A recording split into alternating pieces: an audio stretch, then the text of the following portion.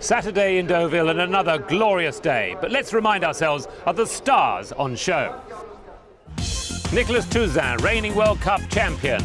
Lucinda Fredericks, badminton and Burghley winner. William Fox-Pitt, 5 times Burghley winner. Frank Ostholt, German gold medalist. Pippa Funnell, 3 times badminton winner. And Clayton Fredericks, overnight leader. So to the cross-country, and the first on the course is Lucinda Fredericks, taking on Pierre Michelet's course. And the first big question will be at fence 4, where we caught up with Burghley champion William Fox-Pitt. So here we've got the first question on the course at number 4. You've had quite a long gallop, followed by a tight turn on the approach to a pretty big wide brush. Then you've got a very tight 3-stride turn to a corner there that's on a right angle. Looks quite friendly from here, but as you get up to it, that left-hand door opens up very obviously. Well, William was on course 1 before Lucinda Fredericks, and here he is coming to fence 4, Mike. This is a young horse that he's taken on the ride from the Whaley Curtin family. Very capable, but this is certainly the biggest question. Pierre has set a big course for this World Cup final. Safely over the first. Oh, and he ducks out of the second. As he said himself, the door opens up and Kaleidoscope said, "Thank you, I'm going through." Second time we see it, and you see he rides for the angle and the horse literally ducks left.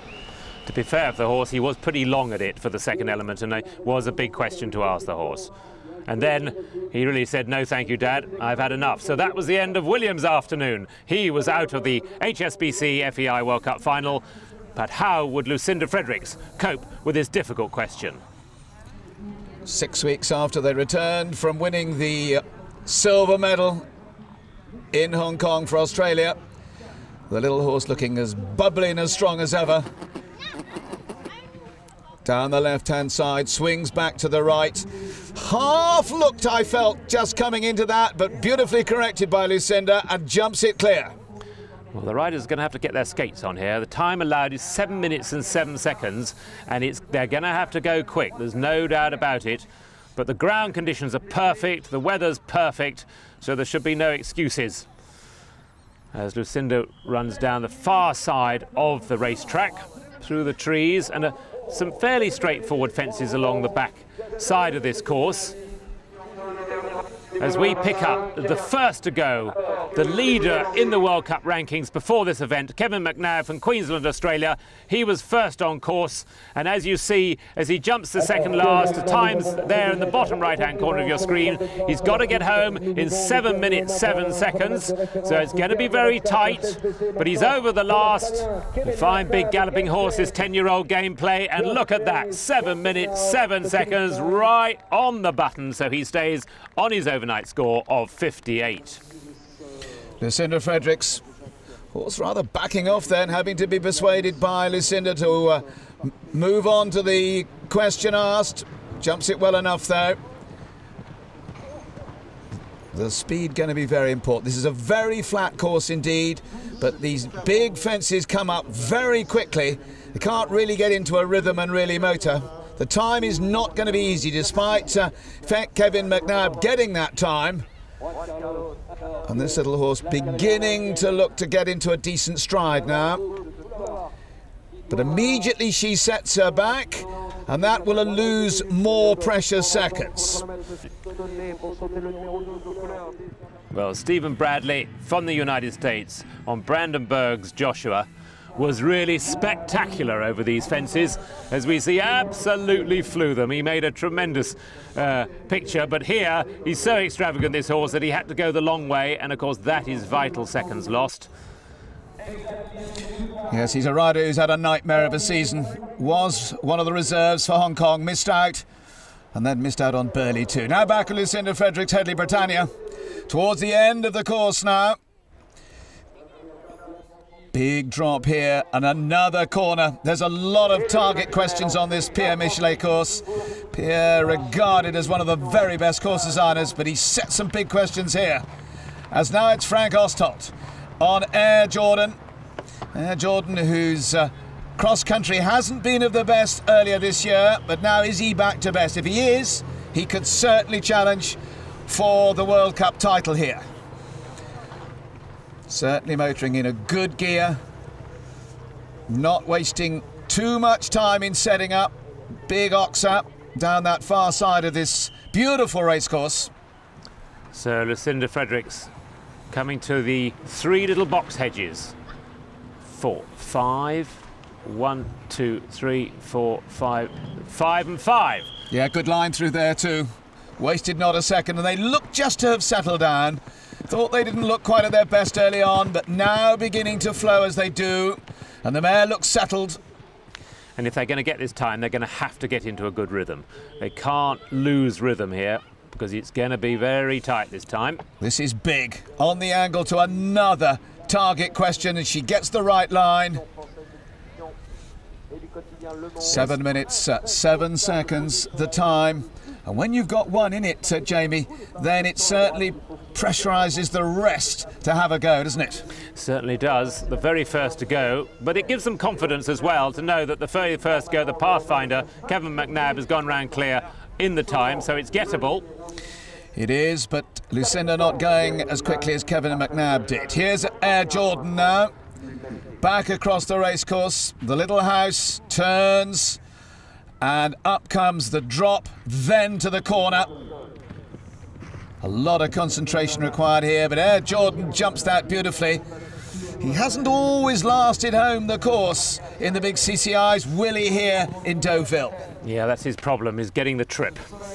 At fence 18, and skips through there, Hedley Britannia. She's really getting into a rhythm now, as we see Andrew Nicholson and Henry Tankerville in the starter's box, waiting to go. The great cross-country rider, Andrew Nicholson, as Lucinda comes to the water.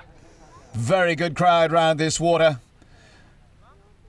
Very colourful fences indeed, and this is an enormous drop down. And Lucinda runs out there. Well, she just lost her line a bit, so she corrected very sensibly, didn't incur any penalties, didn't cross her tracks. Good thinking by the Australian rider. Yes, landed rather lacking control, and as a result had to spend a bit more time putting it right. Now those 2 fences on the mound, they don't look very big, but they're a lot bigger when you get to them. So Andrew Nicholson, Henry Tankerville coming down to this fence 4. It's already claimed the prize scalp of William, and by God, he's taking a very tight angle and paid the price, Mike. Yes, he was actually trying to aim for the big brush, trying to give himself a lot of room, but it didn't work out because, as you see, the horse began to run left and then totally went left. Well, that's the end of Andrew's chance of getting a big prize. Again, 2 strides, that's very angled, that brush. You can't see it really there, but it's a very tight angle, but she jumped it well.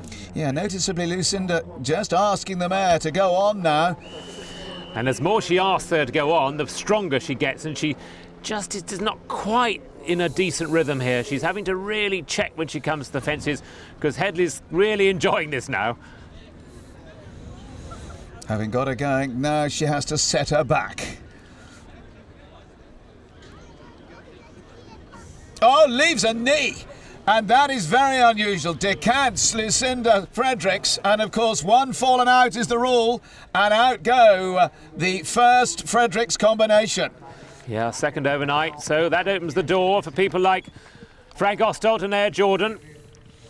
This double with the corner coming on now to the water. And Frank, Lucinda was just fighting Hedley Britannia all the way to that fence, and it was just a lack of communication, I suppose. She said she blamed herself afterwards, as she would. And this is a big drop, Mike. Yes, a better approach, although the horse just pecked a little. Frank didn't move in the saddle at all, was able to pick the horse up and find a nice stride through to that triple brush. And my gosh, that's narrow. And then set up again for these 2 brushes on the mound. Well ridden indeed by Frank Ostolt. Well designed, those fences, because they're very forgiving. It just makes the horses think. Now, Michael Jung, 26-year-old from Germany, former young rider, European champion, and he's riding the 8-year-old La Biocetique Sam. Very young, Mike, for this level of competition. Yeah, the number who felt that he was hard done by in the dressage. A horse by Sam the Man, Irish bred. Sam the Man, the same sire as Leslie Law's Olympic champion, Cheer H2O. Eric Viginel now. Coronado Pra. France, of course, in the shape of Nicolas Touzin, defending champion of the World Cup. Interesting, Mike. We've got an 8-year-old on the course and an 18-year-old on the course, this horse. Coronado Pra is 18 years old. Well, more horses able to compete these days at that age very effectively. Good position from the rider. Picks the horse up. Has he got the line? Yes, he has. So, Air Jordan the second, Fragosto coming to the second last. No problems there, like Lucinda. Now galloping for the last. Now we'll soon see his time. There's his time. He's going to have a few time penalties, but how many? He's absolutely flying for the line. And the clock stops at 7:16, 9 seconds over, and that'll be 3.6 penalties to add. Well, here's Michael Jung. Michael, who won the Fontainebleau round in the European League in great style. He's a developing rider for the German team, that's for sure. And he's certainly one to be reckoned with here. But for an 8-year-old, the intensity of the course is very strong. Pippa funnel away, Ensign. Yes, third equal after dressage, and she's got a real chance here. She can put the pressure on him. Ensign now quite experienced. Now a 13-year-old, as we pick up Alison Springer, also on 41.1, on the young 9-year-old Arthur. And as Mike said earlier, what a lovely looking horse he is. Big test for this girl, certainly the biggest competition she's ever been in. And as a developing rider, you've got to bite the bullet at some stage and take these big competitions on. That's how you learn. Now, can she make the most of her good dressage? You can see the beautiful little bushes all around this French racecourse. Has she got the line? Yep. Wavered just a little, but in the end, safely jumped it. So, Michael Jung now coming to the water. This big drop in so far has ridden well. 5 strides, 2, 3, 4. He's taken 6, so he's really slow. Just to pop in, very sensible. Kept his line. Brilliant riding. Very honest horse too. Really stayed straight as an arrow and landed very securely. Impressive performance by Michael Jung and this lovely young horse. Neat, careful, but still bold, and that's what a modern event horse is about. Pippa Funnel, fence 4. She had a disaster at Badminton at a similar fence, but this time no problems. She's been doing her homework at home, Pippa. No doubt about it. The horse knew what was being asked of him there. So Michael Jung at the second last. Pops that nicely, and look at this time, Mike. Very good indeed. 7 minutes 07 the time. Only one inside it so far. This could be number 2.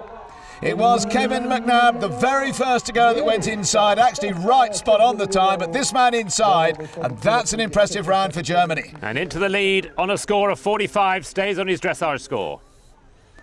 Alison Springer at those 3 little hedges. Keeps a very good line and rhythm through there. Waste not a second. So often rhythm makes up more time than speed, because when you have speed, you've got to change it. And if you can't change it effectively, you lose time rather than make it. Another accuracy test here, remember. The big ox are opening them up. Lands in quite short. But again, this is a horse with scope. Now Ensign at fence 14. Ooh, sort of skipped over that a bit. Round to this big drop here. But so far it's ridden very well. Oh, just... well done, Pippa. That was tight. She nearly lost her line there. Back with Alison Springer. Through that hedge. You don't see this fence till quite late. Oh!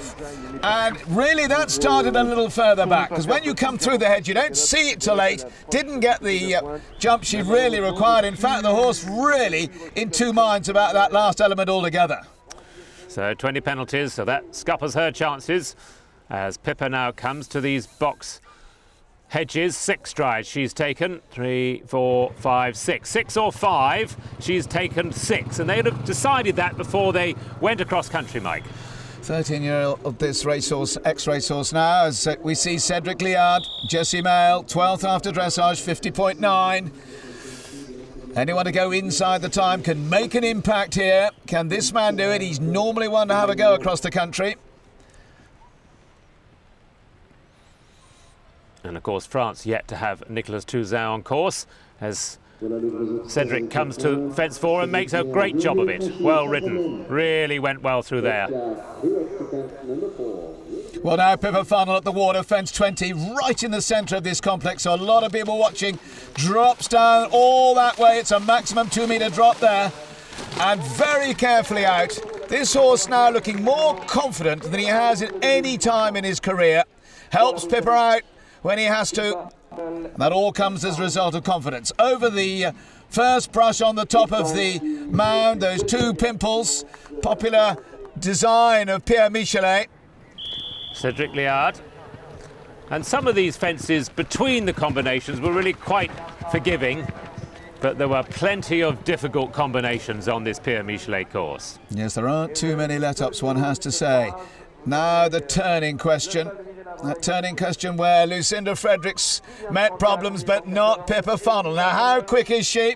Well, this is very interesting because she needs to get home in 7:16 to take the lead, and she's not quite going to make it. Michael Young is going to maintain the lead. 7:19 puts Pippa Funnel on 45.9 as against Michael Young's 45. She's in second, but she's right in there. Join us after the break for more exciting action.